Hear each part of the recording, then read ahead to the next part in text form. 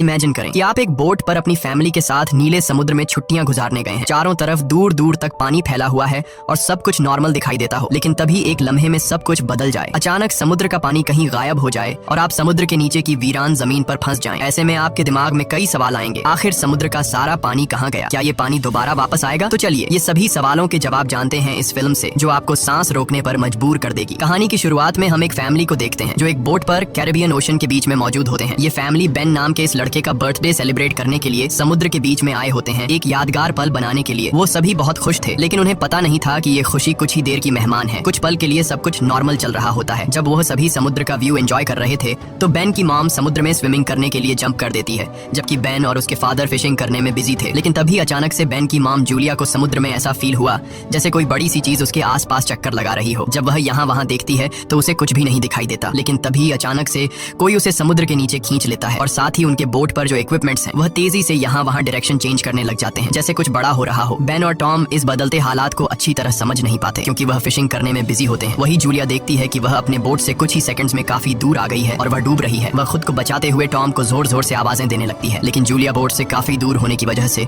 उस पर किसी का भी ध्यान नहीं जाता और यहाँ पर जूलिया को फील होता है कि समुद्र का पानी तेजी से पीछे की तरफ जा रहा है। जूलिया अपनी बेटी कैसी को आवाज देने लगती है, लेकिन कैसी हेडफोन लगाकर सनलाइट एंजॉय कर रही होती है। बेन, कैसी और टॉम को बिल्कुल भी नहीं पता होता कि जूलिया स्विमिंग करने समुद्र में उतरी है। जूलिया धीरे धीरे उनसे और दूर होती जा रही थी, लेकिन तभी खुशकिस्मती से टॉम को हल्की सी जूलिया की आवाज सुनाई देती है। वह जूलिया को देख लेता है और टॉम उसे बचाने के लिए फौरन पानी में जंप कर देता है। दूसरी तरफ बेन बोट का इंजन स्टार्ट करके उनके पास ले जाता है। लकीली टॉम जूलिया को डूबने से बचा लेता है। जब वह बोट के करीब पहुंचते हैं तो उसके बाद बेन और कैसी उन दोनों को बोट के ऊपर खींच लेते हैं और इस तरह से जूलिया की जान बच पाती है। अब बोट पर टॉम अपनी बेटी कैसी पर गुस्सा करता है। वह कहता है कि तुम्हारा ध्यान कहाँ था? मैंने तुमसे कहा भी था कि जब तुम्हारी मॉम स्विमिंग करने समुद्र में उतरेगी तो तुम्हें उस पर नजर रखनी है। कैसी सॉरी करती है और कहती है कि मैंने हेडफोन पहन रखे थे।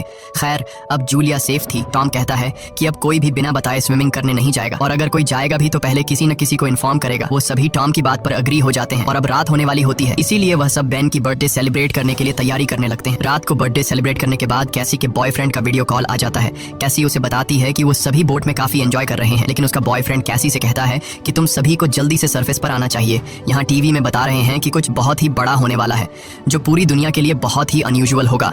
ये सुनते ही कैसी नोटिस करती है कि उसके बॉयफ्रेंड के पीछे शहर में बहुत बड़ा तूफान आ रहा है। वह ये देखकर थोड़ी परेशान हो जाती है क्योंकि उस समय ये लोग सेफ जगह पर तो बिल्कुल भी नहीं थे। वह उससे और भी बातें करने लगती है कि तभी अचानक इन दोनों का कनेक्शन कट जाता है। ये बात वह जाकर अपनी मॉम डैड को बताती है, जिसके बाद ये लोग अपनी बोट की सेफ्टी चेक करने लगते हैं।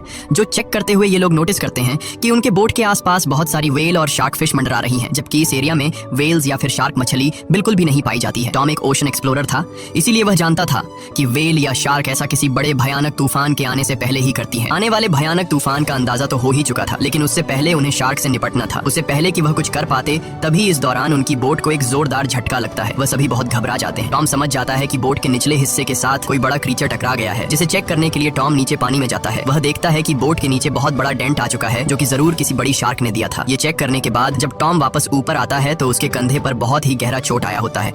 ये देखकर जूली उसके जख्मों पर स्टिचेस लगाती है। यहाँ पर टॉम अपनी फैमिली को बताता है कि शार्क के दिए इस डेंट की वजह से इंजन खराब हो गया है, अब हम बोट को आगे नहीं ले जा पाएंगे। वह सभी समुद्र के बीचों बीच फंस चुके हैं और अब उनके पास सिर्फ यही ऑप्शन रह गया था कि यह किसी को मदद के लिए बुलाए। लेकिन केसी जब बाहर मदद के लिए कॉल करने के लिए आई तो सिग्नल भी नहीं थे। उनकी बोट का कम्युनिकेशन कोई भी सिग्नल पकड़ नहीं रहा था। वह सभी बहुत परेशान थे कि अचानक से यह सब कुछ बंद क्यों पड़ गए। अब इस मुश्किल वक्त में टॉम अपने खाने पीने का सामान चेक करता है। उनके पास सिर्फ 4 दिन तक का खाना था और कुछ भी नहीं, लेकिन जिंदा रहने की एक छोटी सी उम्मीद उन्हें इस बात की थी कि यह लोग एक शिपिंग रूट पर थे और यहाँ से कोई न कोई शिप इन्हें गुजरते हुए देख लेगा, जिसके बाद वह इसे बचा लेंगे। अब उनकी इन्हीं बातों के